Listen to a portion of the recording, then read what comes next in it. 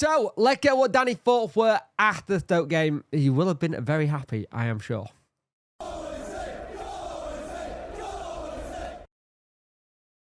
Hello and welcome to this video. You could like, share and subscribe to the channel, much appreciate it. Liking out the algorithm, sharing gets in front of people's faces, and subscribing lets me know you like the channel. Hit that notification bell to let you know when videos go live.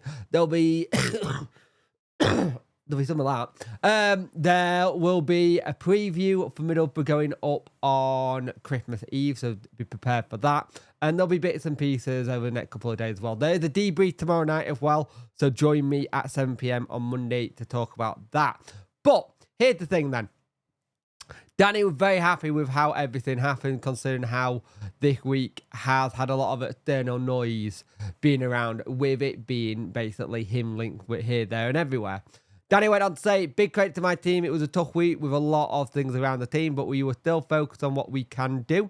I think in the first half, I had the feeling we were controlling the game, but in key moments, the opposition was always dangerous. With the wind, the ball in behind, and then you get the red card. You know it, 45-minute plus. I chose to structure 5-3-1 because I wanted not to be too defensive, and I wanted to offer a midfielder with Gassam on the right and Josh Windass front. I felt like we had the ball and then we could hurt them in some moments. Now, here's the thing for me. One of the things with the first half, there were little mistakes.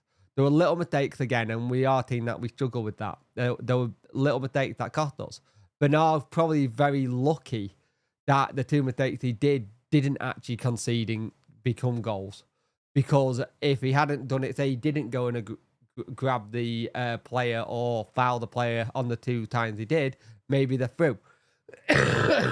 Danny went on to say, we were very organised, but you need that at the moment, right moment to go. I'm very happy for Jan Valery. The last few weeks, some people have been a bit critical of him, but you saw the reaction from the team. Everyone celebrated his assist, and it's good to see. And Pato has worked hard to get minutes. He's always focused in training again with James Beadle, big performances, but most credit goes to my team, everyone who helped get the 3 points. Now, Danny also went on to say something about what happened with the penalty that Stoke should have had. But here's the thing. The Stoke manager was not best pleased with the ref at all. He was really just not happy with him. I don't think he was a good referee for either side, to be fair. And I'm not a big fan of this ref anyway.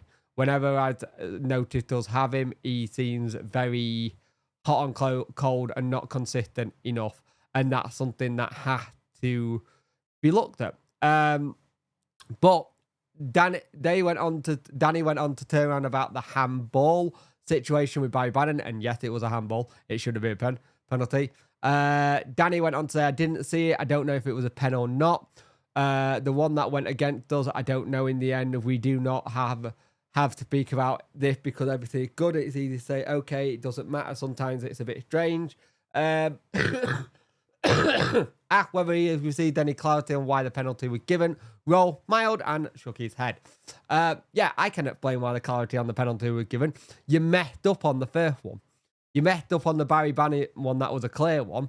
I can't even see the push that Max Lowe has apparently done to a point. But at the end of the day, they didn't go it. It was an excellent save by James Beadle. Now the players will have I think they'll have 2 days off now.